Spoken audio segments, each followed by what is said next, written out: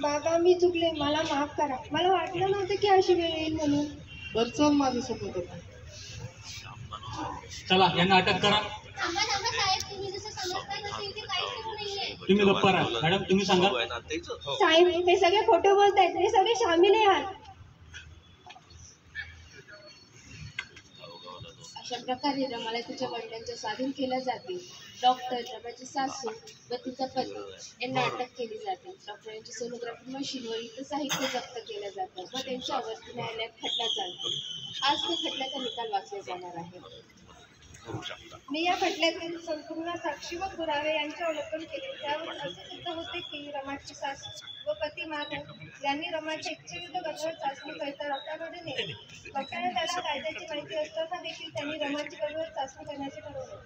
सबब मी रमाची सासू कमलाबाई पती माधव डॉक्टर यांना दोषी धरून गर्भ चाचणी विरोधी कायद्याची कलम 23 नुसार 3 वर्ष सक्षम कारावास व तसेच रुपये 10,000 दंड ठोठावण्यात येत आहे. तसेच कायद्याचे कलम 498 ए नुसार कमलाबाई व माधव यांना प्रत्येकी 3 वर्ष सक्षम कारावास.